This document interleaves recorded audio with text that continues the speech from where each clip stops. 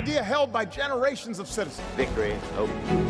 And individually, collectively, do the best we can. This is your victory. Thank you, President Cowan, Mrs. President Cowan, distinguished guests, undistinguished guests, you know who you are. Honored faculty and creepy Spanish teacher. So, and thank you to all the graduating class of 2009. I realize most of you are hungover and have splitting headaches and haven't slept since Fat Tuesday, but you can't graduate till I finish, so listen up. When I was asked to make the commencement speech, I immediately said yes. Then I went to look up what commencement meant, which would have been easy if I had a dictionary, but most of the books in our house are Porsches and they're all written in Australian. So I had to break the word down myself to find out the meaning. Commencement, common and cement. Common cement. You commonly see cement on sidewalks. Sidewalks have cracks, and if you step on a crack, you break your mother's back. So there's that. But I'm honored that you've asked me here to speak at your common cement. I thought that you had to be a famous alumnus. You had to graduate from the school. And I didn't go to college here, and as I don't know if President Cowan knows, I didn't go to college at all, any college. And I'm not saying you wasted your time or money, but look at me, I'm a huge celebrity.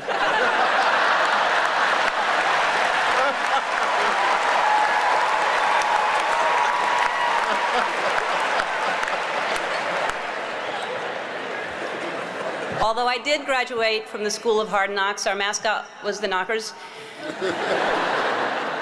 I spent a lot of time here growing up. My mom worked at Newcomb, and I would go there every time I needed to steal something out of her purse. But why am I here today? Clearly not to steal. You're too far away, and I'd never get away with it. I'm here because of you, because I can't think of a more tenacious, more courageous graduating class. I mean, look at you all wearing your robes. Usually when you're wearing a robe at 10 in the morning, it means you've given up. I'm here because I love New Orleans. I was born and raised here. I spent my formative years here, and like you, while I was living here, I only did laundry 6 times.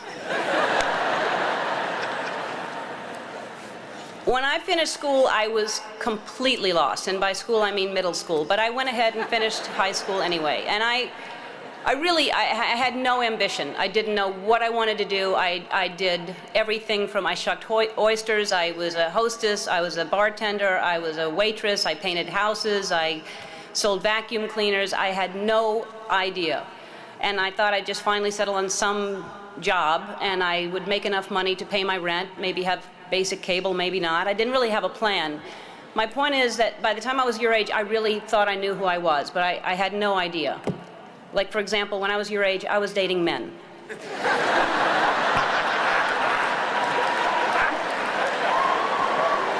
So what I'm saying is, when you're older, most of you will be gay. Is anybody writing this stuff down? Parents?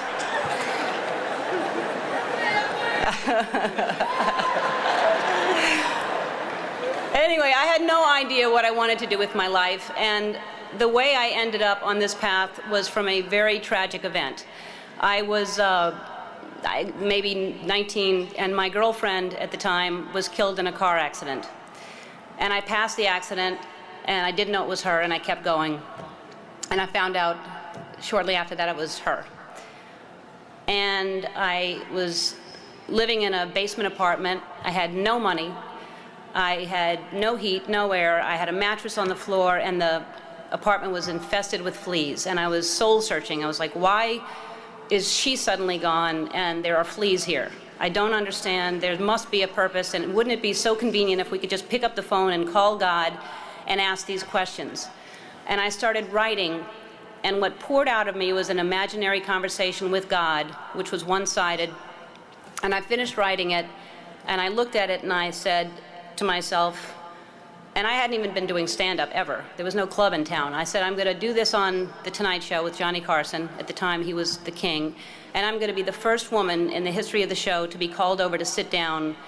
And several years later, I was the first woman in the history of the show, and only woman in the history of the show, to sit down because of that phone conversation with God that I wrote. And I started this path of stand-up, and it was successful, and it was great, but it was hard because I was trying to please everybody, and I had this secret that I was keeping, that I was gay, and I thought if people found out, they wouldn't like me, they wouldn't laugh at me. Then my career turned into, I got my own sitcom, and that was very successful, another level of success, and I thought, what if they find out I'm gay, then they'll never watch, and this was a long time ago. This was when we just had white presidents. But anyway, this was back many years ago. And I finally decided that I was living with so much shame and so much fear that I just couldn't live that way anymore. And I decided to come out and make it creative, and my character would come out at the same time. And it wasn't to make a political statement. It wasn't to do anything other than to free myself up from this heaviness that I was carrying around. And I just wanted to be honest. And I thought, what's the worst that can happen? I can lose my career. I did. I lost my career. The show was canceled after 6 years without even telling me. I read it in the paper. The phone didn't ring for 3 years. I had no offers. Nobody wanted to touch me at all. And yet I was getting letters from kids that almost committed suicide but didn't because of what I did. And I realized that I had a purpose, and it wasn't just about me, and it wasn't about celebrity, but I felt like I was being punished, and it was a bad time. I was angry, I was sad, and then I was offered a talk show.